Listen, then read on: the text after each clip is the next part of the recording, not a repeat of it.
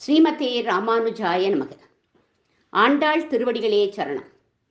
ஸ்ரீ விஷ்ணு சித்த குலநந்தன கல்பவல்லி ஸ்ரீரங்கராஜ ஹரிச்சந்தன யோக திருஷ்யாம் சாட்சாத் க்ஷமாம் கருணயா கமலாமிவான்யாம் கோதாம் அனன்ய சரணௌ சரணம் பிரபத்யே. அன்னவயல் புதுவை ஆண்டாள் அரங்கற்கு பன்னு திருப்பாவை பல்பதியம் இன் இசையால் பாடிக் கொடுத்தாள் நற்பாமாலை, பூமாலை சூடிக் கொடுத்தாளை சொல்லு. சூடிக் கொடுத்த சுடற்கொடியே தொல்பாவை, பாடி அருளவல்ல பல்வளையாய், நாடினீ வேங்கடவர்க்கு என்னை விதி என்ற இம்மாற்றம் நாம் கடவா வண்ணமே நல்கு. ஆஸ்திக அன்பர்களுக்கு அடியேனின் பணிவான நமஸ்காரம். இன்றைக்கு திருப்பாவையில் 26வது பாசுரத்தை அனுபவிப்போம். திருப்பாவையில் 6வது காட்சி ஆரம்பம். கண்ணன் பிறந்து வளர்ந்த அவதார ரகசியத்தை பாடினாள் நேற்றைக்கு ஆண்டாள். இன்றைய பாசுரம் மா அப்படிங்கிற எழுத்துல தொடங்கிறது. அப்படி தொடங்கினா அது ரொம்ப விசேஷம் அப்படின்னு சொல்வார்கள். ஏன் அப்படின்னா, மாங்கிற சப்தம் மகாலட்சுமி தாயாரை குறிக்கும். லக்ஷ்மி பிராட்டிக்கு கேள்வனானபடியால் அந்த நாராயணனை மாதவன் அப்படின்னு சொல்லுவோம். ராமாயணத்தில் கூட முதல் ஸ்லோகம் மா அப்படிங்கிற சப்தத்துல தான் ஆரம்பிச்சார் வால்மீகி பகவான். மா நிஷாத பிரதிஷ்டாம்து மகமத் சாஸ்வதி சமாகான்னு மா நிஷாதன்னு ஆரம்பிக்கிறார். பூமியின் காதுலேந்து தோன்றியவர் வால்மீகி பகவான். அவரே மாங்கிற சப்தத்தில் ஆரம்பிக்கிறார். அப்படின்னா சாட்சாத் பூமி தேவியின் அவதாரமான ஆண்டாள் மாங்கிற சப்தத்தில் தான் தன்னுடைய திருப்பாவியை ஆரம்பித்தார். மார்கழி திங்கள் அப்படின்னு. 5வது திருப்பாவையில் மாயனை அப்படின்னு சொன்னால், 23வது பாசுரத்தில் மாரி முழைஞ்சில், மாரி மலை முழஞ்சில்னு சொன்னால், இன்றைய நாள் பாசுரத்தை மாலே மணிவண்ணா அப்படின்னு ஆரம்பிக்கிறார். அந்த மாலை பாட வருகிறாள் காயத்ரி. மாலே மணிவண்ணா மார்கழி நீராடுவான், மேலையார் செய்வனகள் வேண்டுவன கேட்டியே. மாலே மணிவண்ணா மார்கழி நீராடுவான், மேலையார் செய்வனகள் வேண்டுவன கேட்டியேல். ஞாலத்தை எல்லாம் நடுங்க முரவன, ஞாலத்தை எல்லாம் நடுங்க முரவன, பாலன்ன வண்ணத்து பாஞ்ச சன்னியமே போல்வன சங்கங்கள் போய் பாடுடையனவே. சால பெரும் பறையே பல்லாண்டி செய்பாரே, போல்வன சங்கங்கள் போய் பாடுடையனவே. சால பெரும் பறையே பல்லாண்டி செய்பாரே, கோல விளக்கே கொடிய விதானமே. கோத விளக்கே கொடிய விதானமே, ஆலில் இல்லையார் அருளேலோர் எம்பாவார். ஆலின் இல்லையார் அருளேலோர் எம்பாவாய். அருமையா இருந்தது காயத்ரி. மாலே மணிவண்ணா மார்கழி நீராடுவான், மேலையார் செய்வனகள் வேண்டுவன கேட்டியேல். ஞாலத்தை எல்லாம் நடுங்க முரல்வன, பாலன்ன வண்ணத்துன் பாஞ்ச சன்னியமே போல்வன சங்கங்கள் பொய்ப்பாடுடையனவே. சாலப் பெரும்பறையே பல்லாண்டு இசைப்பாரே, கோலவிளக்கே கொடியே விதானமே ஆலின் இலையாய் அருளேலோரெம்பாவாய். இன்றைக்கு நோன்புக்கு வேண்டிய உபகரணங்களை பிரார்த்திக்கிறார் ஆண்டாள். எப்படி அழைக்கிறா கண்ணனை அப்படின்னா, மாலே அப்படிங்கிற சப்தத்தில் அழைக்கிறார். மால் அப்படின்னா கருமை, பெருமை, மையல் அப்படின்னு 3 அர்த்தம் சொல்வார்கள். கருப்பானவன் பரமாத்மா, கண்ணன் எனும் கரும் தெய்வம், நீருண்ட மேகம் போல பிரகாசிப்பவன் அப்படின்னு அர்த்தம். அவன் பெருமை, பெருமை அப்படின்னாக்க மூவேள் உலகுக்கும் நாதன் அப்படிங்கிற பெருமையை உடையவன் அவன். மையல் அப்படின்னா எல்லாரையும் அவன் பக்கம் ஈர்க்கக்கூடியவன், ஈர்க்கக்கூடிய சக்தியை பெற்றவன் அவன். அதே சமயத்துல பக்தர்கள் பேர்ல பித்தனாக இருக்கக்கூடியவன் அவன். அதை ஆஸ்ரித வியாமோகம் அப்படின்னு சொல்வார்கள். இந்த ஆஸ்ரித வியாமோகத்துக்கு ஒரு திருஷ்டாந்தம் பார்ப்போம். ஜெயதேவர் அஷ்டபதி ஸ்லோகம். ஸ்மரகரள கண்டனோ மம சிரசி மண்டனோ தேஹி பத பல்லவம் உதாரம் ஜ்வலதி மயிதாருணோ மதன கதனானலோ ஹரதுத துபஹித பிகாரம் பிரியே சாருசீலே.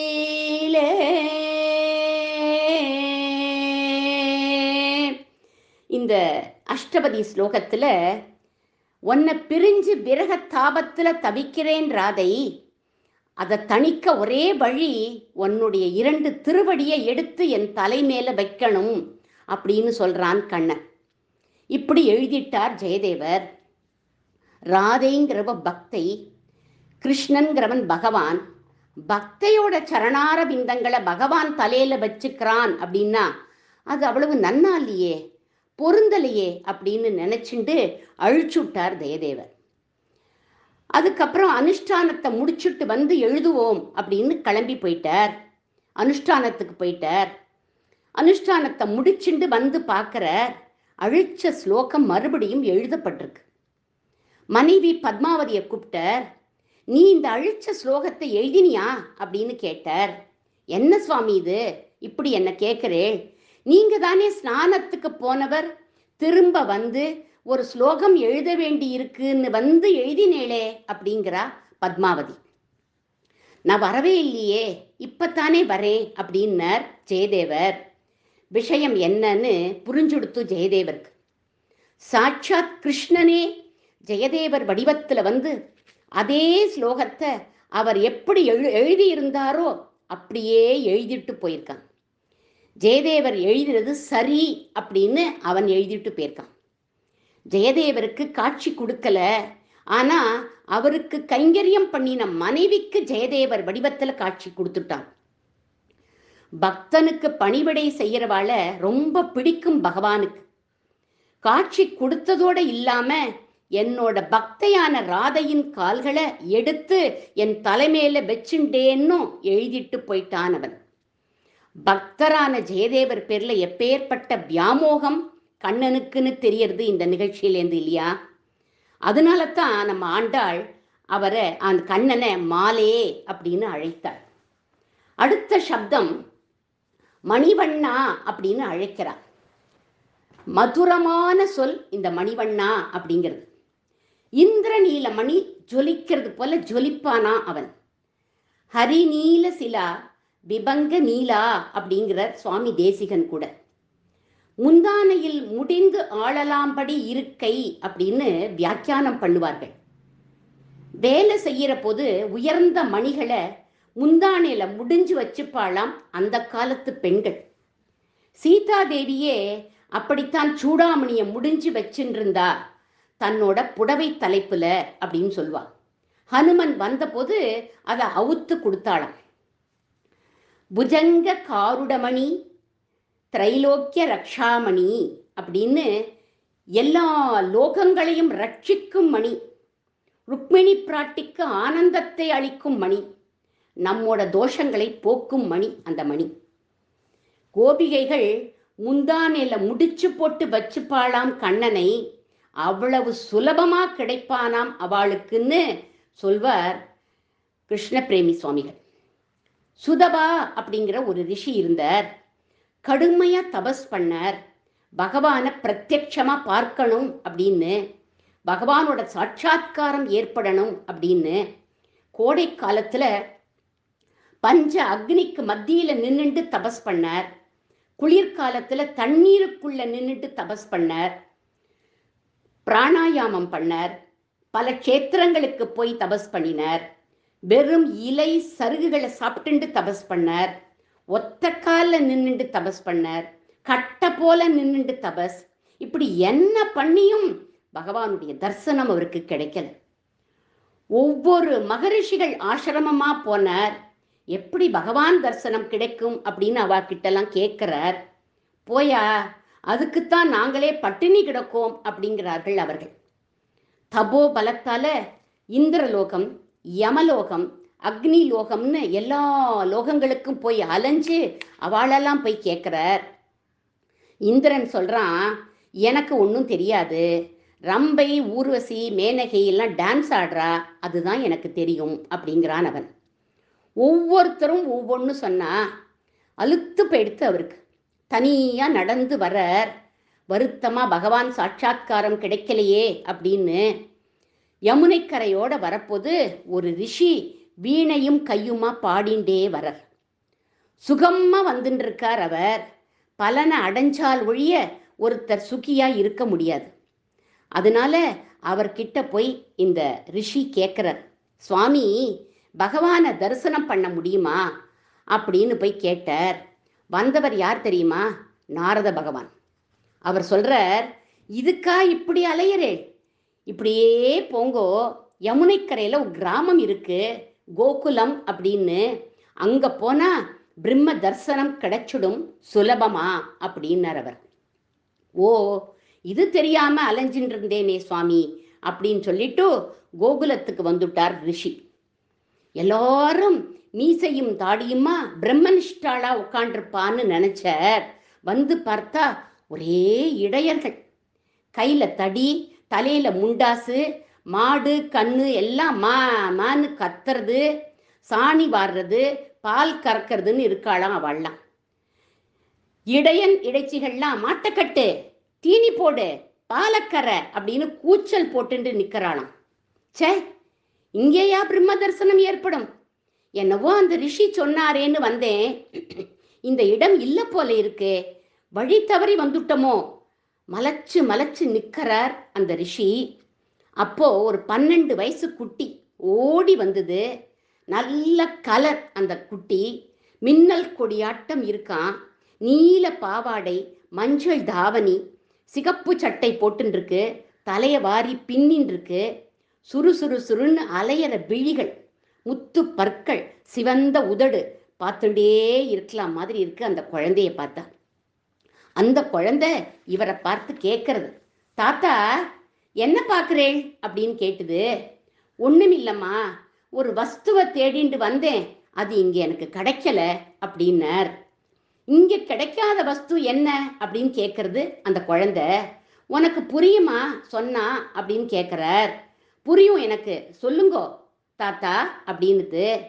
பிரம்ம தரிசனம், பகவானுடைய சாட்சாத்காரம் வேணும்னு தேடிண்டு வந்தேம்மா அப்படின்னார். பிரம்மம் தானே வேணும். தாவணி தலப்புல சொருகிண்டு இருக்குது, தலப்பு முடிச்ச அவிழ்த்துது, அது அவிழ்த்தாதான் அந்த பிரம்மம் வெளியிலேயே வருமா. இப்படி அவிழ்த்து விட்டாலோ இல்லையோ ஜல்லுன்னு குதிச்சான் கண்ணன். ஷாமள வர்ணம், மரகத மணி காந்தி, சாய கொண்டையும் மயில் இறகும் குழலும் கையுமா குதிச்சான். ரிஷிய பார்த்தானவன். பிரம்ம தரிசனம் ஏற்பட்டுடுத்து ரிஷிக்கு. உபனிஷத் உச்சியில இருக்கோ இல்லையோ தெரியாது, யோகிகள் ஹிருதயத்துல இருக்கோ இல்லையோ தெரியாது. ஆனா கோபிகைகள் முந்தானை முடிச்சுல அந்த பிரம்மம் இருக்கு அப்படின்னு புராணம் எல்லாம் சொல்றது. மணிவண்ணன் முந்தானை முடிச்சுல இருக்கான். அவ்வளவு சுலபன் அந்த மணிவண்ணன். அவனை மணிவண்ணா அப்படின்னு அழைத்தாள் நம் ஆண்டாள். மார்கழி நீராடுவான் அப்படிங்கிறார். மார்கழி நீராட்ட நோன்புக்கு சில உபகரணங்களை யாச்சிக்க வந்தோம் கண்ணா அப்படிங்கிறா. கண்ணன் கேட்குறான், இதுக்கு முன்னாடி கேள்விப்படாத விரதமா இருக்கே அப்படின்னு சொல்றான். அதுக்கு ஆண்டாள் சொல்றா, மேலையார் செய்வனகள் வேண்டுவன கேட்டியேல். எங்க முன்னோர்கள் அனுஷ்டிச்சு இருக்கா, ஆயர்பாடியில கூட கோபிகைகள் காத்தியாயினி விரதம் இருந்திருக்கா அப்படின்னு சொல்றா. இந்த இடத்துல நமக்கெல்லாம் ஒரு மெசேஜை வைக்கிறா. என்ன மெசேஜ் அப்படின்னா, நம் முன்னோர்கள் எதை எதை கடைபிடிக்கிறாளோ அதை நாம ஃபாலோ பண்ணணும். சாஸ்திரத்துல இல்லைனாலும் இந்த வரலட்சுமி நோன்பு, சுமங்கலி பிரார்த்தனை, இதெல்லாம் நம்ம முன்னோர்கள் கடைபிடிச்சிருக்கா, அதனால அதை நம்ம கடைபிடிக்கணுங்கிறத இங்க எடுத்து சொல்றா ஆண்டாள். கண்ணன் கேட்குறான், இதுக்கு ஏதாவது பிரமாணம் இருக்கா அப்படின்னு கேட்டான்.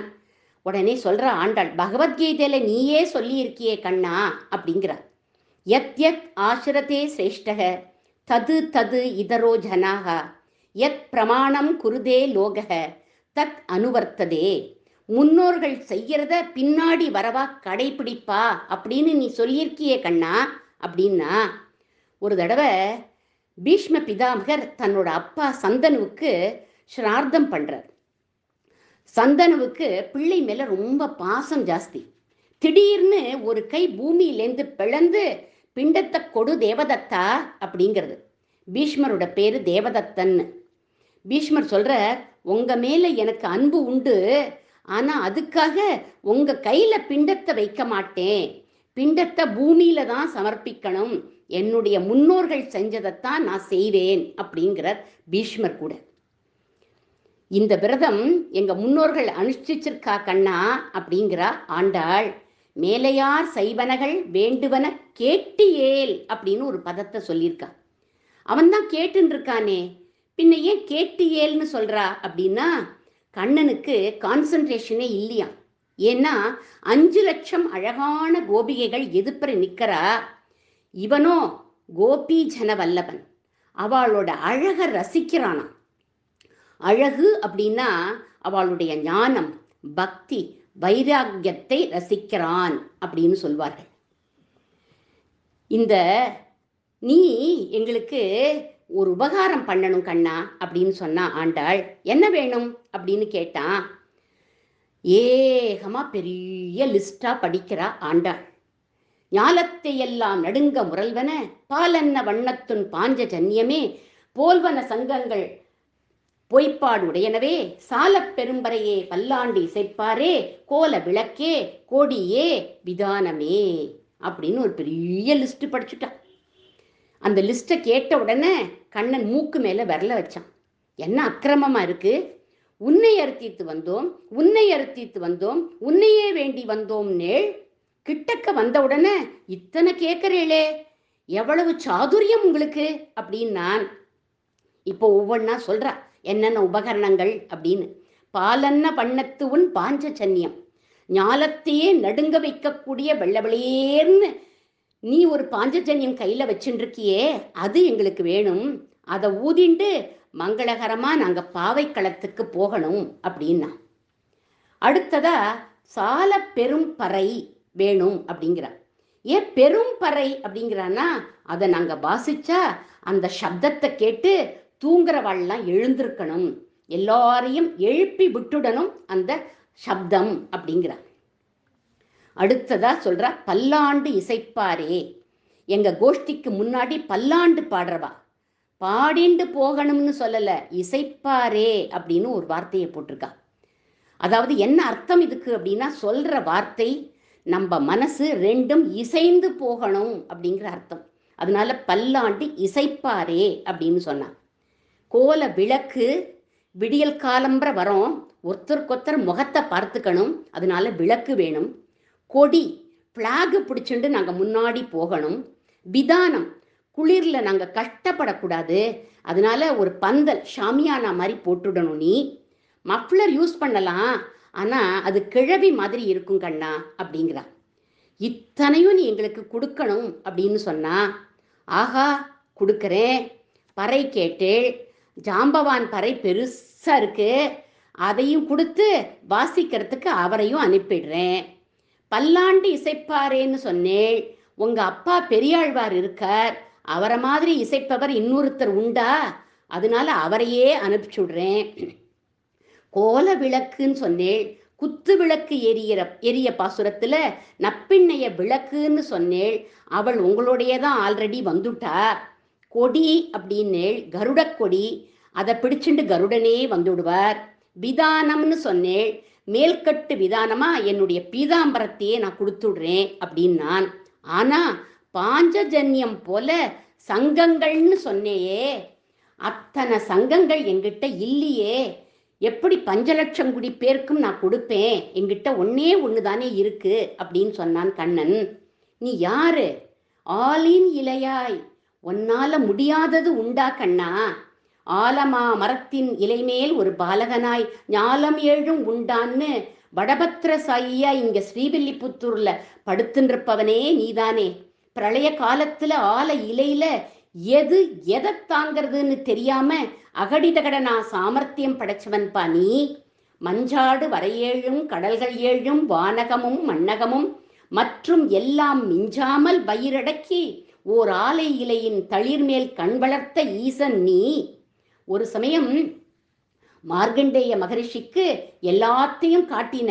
அவர் ஆச்சரியமடைந்து ஆனந்தத்துல இருந்தபோது மூச்சு காத்தால அவரை வெளியில தள்ளிட்ட. பழையபடி ஆசிரமத்துக்குள்ள வந்து உட்காண்டுட்டார் அவர். இந்த மாயையை பார்த்த அவர் வியந்து அவர் சொல்றார், கராரவிந்தேன பதாரவிந்தம் முகாரவிந்தே வினிவேஷயந்தம் வடஸ்ய பத்திரஸ்ய புடேசயானம் பாலமுகுந்தம் மனசாஸ்மராமின்னு அவர் சொல்றார். கோபிகர்கள் கைக்குள்ள அடங்கக்கூடிய மணிவண்ணனாகவும் இருக்க நீ, மார்கண்டேயருக்கு ஆலின் இலையாயின்னு நான் தான் சுவாமினும் காண்பிக்கிற, உன்னால முடியாதது உண்டா கண்ணா அப்படின்னு சொல்றா ஆண்டாள். இந்த இடத்துல விளக்கே கொடியே விதானமே அப்படின்னு ஏன் ஏவகாரம் போட்டிருக்கா அப்படின்னா, ஏவகார சீமாட்டினே இவளை சொல்வார்கள். பாஞ்சஜன்யம், பறை, விளக்கு, விதானம் எல்லாமே நீயாக ஆக வேண்டும் அப்படிங்கிறார். அப்படி சகலமும் அவனாகவே ஆகியிருக்கான் அப்படின்னு சொல்றது பாகவதம் கூட. மாடு கன்றுகள் கோபச்சிரர்கள் எல்லாரையும் மறைச்சார் பிரம்மா. சர்வம் விஷ்ணுமயமாக தானே ஆயிட்டானா கண்ணன். அந்த சமயம் ராச லீலையில 5,00,000 கோபிகைகளோட 5,00,000 உருவம் எடுத்துண்டு யோகேஸ்வரனாக ஆடினான். 16,108 மனைவிகளோட அவாவா கிரகத்துல இருக்கிறத பார்த்து நாரதர் மயக்கம் அடைஞ்சுட்டார். அதனால ஆண்டாள் சொல்றா, எல்லா கருவிகளாகவும் நீயே ஆகணும் அப்படிங்கிறதுனால ஏவகாரம் போட்டிருக்கா அப்படின்னு சொல்வார்கள். அருளேலோரெம்பாவாய். இந்த பாசுரத்துல பிரார்த்தித்த அத்தனையும், அதாவது வீதி உற்சவத்துக்கு தேவையான சாமக்கிரியைகள், அதாவது உபகரணங்கள் அப்படின்னு சொல்லுவா. பகவான் வீதி உற்சவம் கண்டருளணுங்கிற ஆசையா ஆண்டாளுக்கு. ஸ்ரீரங்கத்துல நம்பெருமாள் வீதியில வரப்போது சங்கம் முழங்குவா, திருச்சின்னம் ஒலிக்கும், அங்கங்க விளக்கு, பந்தல், தோரணம் இதெல்லாம் கட்டியிருப்பா, கொடி பிடிச்சுண்டு வருவா, வேத பாராயணம், தமிழ் வேதம் ரெண்டும் ஓதிண்டு போவார்கள். பக்தர்கள்லாம் பழம் பூ எல்லாத்தையும் சமர்ப்பிப்பார்கள். அந்த சமர்ப்பணத்தை நீ ஏத்துண்டு அவளுக்கு அனுகிரகம் பண்ணணுங்கிறத இந்த 26வது பாசுரத்துல வச்சிருக்கா ஆண்டாள். ஏன் பகவான வீதிக்கு கூப்பிடுறா? நாம அவன் இருக்கிற இடத்துக்கு தானே போகணும் அப்படின்னா, வயசானவர்கள் வியாதியஸ்தர்களுக்கு காட்சி கொடுக்க அவனே வீதிக்கு வரானாம். எப்பேற்பட்ட சௌலபியனவன்! ஒரு பகவான் வீதியில கருடாருடனா வரான். ஒரு பக்தர் ஒரு தட்டுல அதை ஒரு துணியால, பட்டு துணியால போர்த்தி சமர்ப்பிக்கிறார். பகவான் கேட்கிறான், என்ன தட்டுல ஒண்ணுமே இல்லையே அப்படின்னு கேட்டார். உங்ககிட்ட ஒண்ணு இல்லை, உம்மக்கிட்ட ஒண்ணு இல்லை, அதை நான் உமக்கு கொடுக்கிறேன் அப்படின்னார். எங்கிட்ட என்ன இல்லை அப்படின்னு கேட்டார் பகவான். உன்னோட மனசு உங்ககிட்ட இல்லப்பா, அதை அந்த கோபிகைகள் பறிச்சுண்டு போயிட்டா, அதனால என்னுடைய மனசை நான் இதுல வச்சிருக்கேன்ப்பா, எடுத்துக்கோ அப்படின்னு சமர்ப்பிக்கிறார் அவர். அது மாதிரி நம்ம மனசை அவனோட திருவடியில நம்ம சமர்ப்பிச்சுடணும் அப்படின்னு தெரியுது. ஆண்டாள் தனக்காக எதையுமே கேட்கல கண்ணன் கிட்ட. பந்தல், தோரணம், விளக்கு, பறை எல்லாம் அவளுக்காக கேட்கல. அவள் எல்லாம் அவன் உகப்பான் அப்படின்னு கேட்டான். நாமளும் அவன் உகப்புக்காக அப்படின்னு அவனுக்கு கைங்கரியம் பண்ணணும் அப்படிங்கிற உயர்ந்த விஷயத்தை இந்த பாசுரத்திலேருந்து நம்ம தெரிஞ்சுக்கலாம். இந்த பாசுரத்துல பகவத்கீதையின் சரம ஸ்லோகத்தை சொல்லியிருக்கா ஆண்டாள். சர்வதர்மான் பரித்யஜ்ய மாம் ஏகம் சரணம் பிரஜ அகம் த்வா சர்வ பாபேப்யோ மோட்சயிஷ்யாமி மாச்சுதக. மாம் ஏகம் சரணம் பிரஜங்கிற இந்த வரிகள்ல மாம் அப்படின்னா என்னை சரணமாக பற்று அப்படின்னு அவனுடைய எளிமையை காட்டுறது. அத ஆண்டாள் மணிவண்ணா அப்படின்னு அழைச்சா. அவனின் எளிமையை சொன்னா இந்த இடத்துல. அகம் த்வா சர்வ பாபேப்யோங்கிற வரிகள்ல அகம் அப்படின்னா நான், நான் உன்னோட எல்லா பாபத்தையும் போக்கிறேன் அப்படிங்கிறான். அவனுடைய மேன்மையை அவன் பரமாத்மான்னு காண்பிக்கிறது அந்த அகங்கிற சொல், அகங்கிற சப்தம். அந்த அகங்கிற சுவாமித்துவத்தை ஆண்டாள் ஆலின் இலையாய் அப்படின்னு போட்டிருக்கா. இப்படி அகம் மாம் அப்படிங்கிற 2 சரமஸ்லோக பதத்தை ஆலின் இலையாய் மணிவண்ணா அப்படின்னு சொல்லி அழைச்சுட்டா ஆண்டாள். இனி இந்த பாசுரத்துல சுவாபதேசமா ஆச்சாரிய பெருமையை சொல்வதாக சொல்வார்கள். ஒரு ஆச்சாரியன் பெருமாள் பேர்ல பக்தனாக இருக்கார், பித்தனாகவும் இருக்காராம். அதனால அவரை மாலே அப்படின்னு சொல்லலாமா. பொன்னரங்கம் தன்னில் மயிலே பெருகும் ராமானுஜன் அப்படின்னு அவரை சொல்வார்கள். ரங்கன் பேர்ல மையல் கொண்டவராம் ராமானுஜன். மணிவண்ணா, நல்ல ரத்தனம் போன்றவர்கள் ஆச்சாரிய புருஷர்கள். ஒரு நல்ல ஆச்சாரியன் கிடைப்பதே துர்லபம். மார்கழி நீராடுவான், மார்கழிக்கு மார்கசீருஷம் அப்படின்னு பேரு. மார்கசீருஷ நிஷ்டையில நம்மை ஈடுபடுத்துவார்கள் ஆச்சாரிய புருஷர்கள். மோட்சம் அடைய பல மார்க்கங்கள், பக்தி யோகம், சரணாகதி, இப்படி பல மார்க்கங்கள் இருக்கு. இந்த மார்க்கங்களுக்கு சீர்ஷமாக, சீர்ஷம் அப்படின்னா சிரசுன்னு அர்த்தம். சிரசாக இருப்பது எது அப்படின்னா ஆச்சாரிய நிஷ்டை. அதுல நம்மை ஈடுபடுத்துவார்கள் அவர்கள். மேலையார் செய்வனகள் வேண்டுவன கேட்டியேல், அவர் நமக்கு எப்படி உபதேசிக்கிறார்கள் அப்படின்னா, முன்னோர் மொழிந்த முறை தப்பாமல் கேட்டு பின்னோடு தான் அதனை பேசாதேன்னு பூர்வாச்சாரியர்கள் என்ன வழியை ஃபாலோ பண்ணாலோ அதே வழியில அவர்களும் நமக்கு உபதேசம் பண்ணுவார்கள். பாலன்ன வண்ணத்து உன் பாஞ்சஜன்யமே, சங்கு வெண்மையா இருக்கிற மாதிரி நமக்கு சத்துவகுணத்தை அருளுகிறார்கள். சால பெரும்பறை அப்படிங்கிறது குரு பரம்பரைன்னு அர்த்தம். அந்த பரம்பரையின் சம்பந்தத்தை ஏற்படுத்தி கொடுக்கிறார்கள். பல்லாண்டு இசைப்பாரே, பெருமாளுக்கு பல்லாண்டு பாடுவதற்கு பிரேமை பக்தி அதெல்லாம் நமக்கு கொடுக்கிறார்கள். கோல விளக்கே, உயர்ந்த ஞான தீபத்தை அருளுகிறார்கள். கொடியே, வைகுண்டத்துல கொடி பறக்கக்கூடிய வாசலை சென்று அடையும்படி செய்கிறார்கள். விதானமே, வைகுண்டத்துல ஆதிசேஷன் தானே விதானமா இருக்கார். அந்த விதானத்தின் கீழே அமர்ந்த கோலத்துல இருக்கிற பெருமாள் மடியில நாம் போய் அமரும்படி பண்ணி விடுவார்கள். ஆச்சாரியன் எப்பேற்பட்டவர் அப்படின்னா ஆலின் இலையாய், ஆலமரம் போல நிழல் கொடுக்கக்கூடியவர்கள் ஆச்சாரிய புருஷர்கள். அவர்களுடைய பெருமை பேசப்படுறது இந்த பாசுரத்துல. கடைசியா முத்தான 3 பார்ப்போம். 3 ஜெயகோஷங்களை சொல்லி இருக்கா ஆண்டாள் இந்த பாசுரத்தில். பாஞ்சஜன்யம்ங்கிற சங்கை எடுத்து ஊதினான் கண்ணன் எம்பெருமான் குருஷேத்திர யுத்தத்தின் போது. அந்த ஒலி பாண்டவர்களுக்கு வெற்றி நிச்சயம் அப்படின்னு பறைசாற்றியது. இது முதல் ஜெயகோஷம். பறைங்கிற பேரி வாத்தியத்தை எம்பெருமானுக்கு மங்களம் அப்படின்னு முழங்கினார் ஜாம்பவான் திருவிக்கிரம அவதாரத்தின் போது. அந்த பறை எழுப்பிய ஜெயகோஷம் 2வது ஜெயகோஷம். பாண்டியன் கொண்டாட பட்டர்பிரான் வந்தான் என்று ஈண்டிய சங்கம் எடுத்துத வேண்டிய வேதங்கள் ஓதி விரைந்து கிழி அறுத்து மங்கள கோஷத்தை பாடினார், பல்லாண்டு பாடினார் பெரியாழ்வார். அவர் ஜெயிச்சுட்டு வந்து பாடினார். அது அந்த எம்பெருமானுக்கு ஜெயகோஷம் ஆயிற்று. பல்லாண்டு இசைத்தது 3வது ஜெயகோஷம். இப்படி 3 ஜெயகோஷத்தை இந்த பாசுரத்தில் சொன்னாள் ஆண்டாள். அவளுக்கு மங்களம் பாடி அமைகிறேன். சதமகமணி நீலா சாரு கல்கார ஹஸ்தா ஸ்தனபர நமிதாங்கி சாந்திர வாத்சல்ய சிந்துகோ அழக விநிகிதாபிஸ்ரக்பிரா கிருஷ்ணநாதா விலசது ஹிருதி கோதா விஷ்ணு சித்தாத்மஜானக. ஆண்டாள் திருவடிகளே சரணம். ஆர்வத்தோடும் ரசித்தும் கேட்ட உங்கள் எல்லோருக்கும் அடியேனுடைய நன்றி.